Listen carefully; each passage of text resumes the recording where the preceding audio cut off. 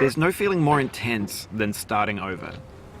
If you deleted your homework the day before it was due, as I have, or if you left your wallet at home and you have to go back after spending an hour in the commute.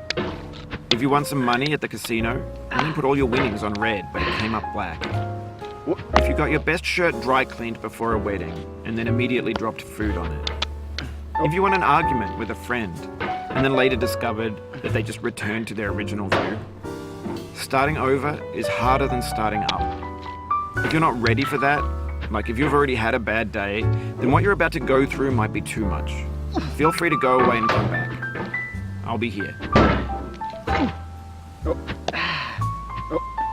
Alright, thanks for coming with me on this trip. I'll understand if you have to take a break at any point. Just find a safe place to stop and quit the game. Don't worry, I'll save your progress, always, even your mistakes. This game is a homage to a free game that came out in 2002, titled Sexy Hiking. The author of that game was Jazuo, a mysterious Czech designer who was known at the time as the father of B games. And B games are rough assemblages of found objects. Designers slap them together very quickly and freely, and they're often too rough and unfriendly to gain much of a following.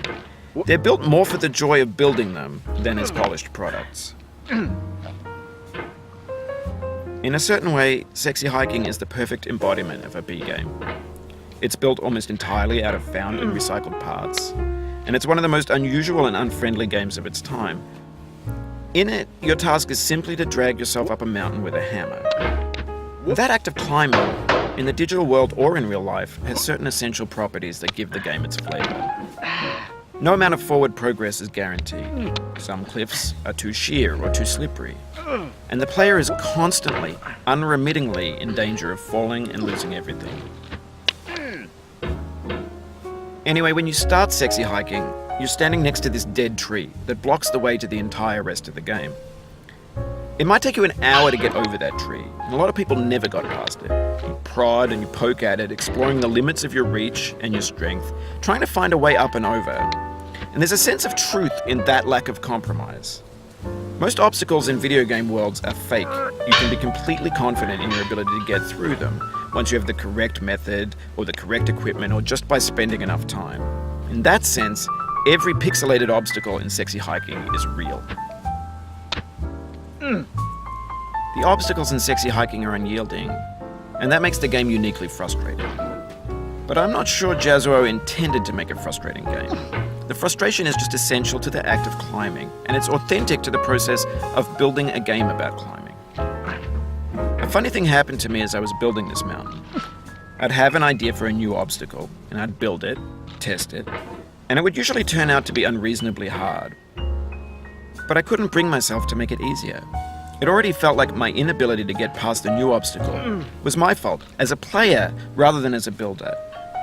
Imaginary mountains build themselves from our efforts to climb them, and it's our repeated attempts to reach the summit that turns those mountains into something real.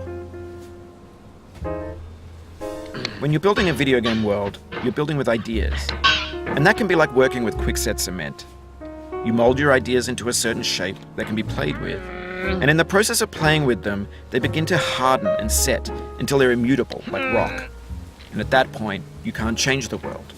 Not without breaking it into pieces and starting fresh with new ideas.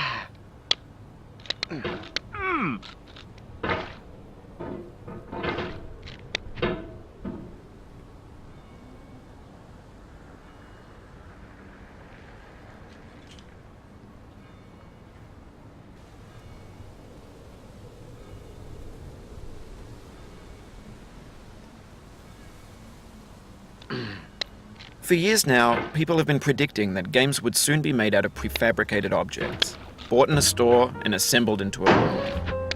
And for the most part, that hasn't happened, because the objects in the stores are trash.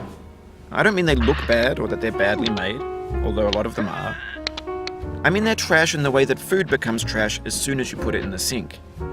Things are made to be consumed and used in a certain context, and once the moment is gone, they transform into garbage. In the context of technology, those moments pass by in seconds. Over time, we've poured more and more refuse into this vast digital landfill that we call the internet.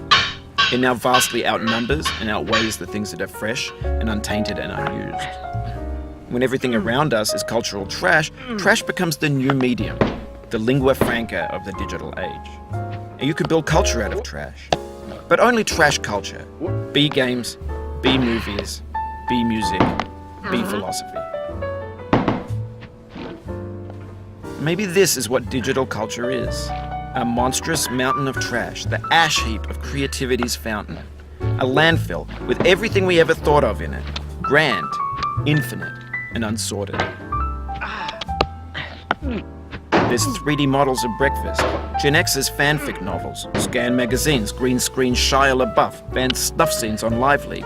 Facebook's got lifelike bots with unbranded adverts and candid shots of Kanye and Taylor Swift mashups, car crash epic failed GIFs, Russian dashcam vids, discussions of McRibs, discarded, forgotten, unrecycled, muddled, rotten, untitled. Everything's fresh for about 6 seconds, until some newer thing beckons, and we hit refresh. And there's years of persevering, disappearing into the pile, out of style, out of sight.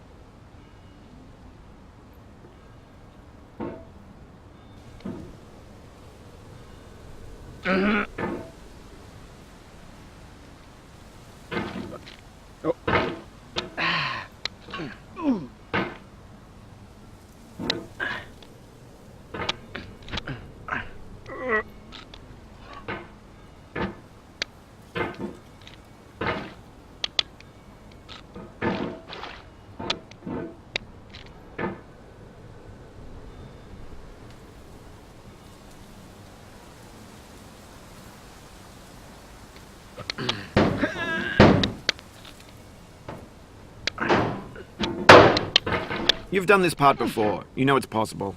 Just do what you did the first time.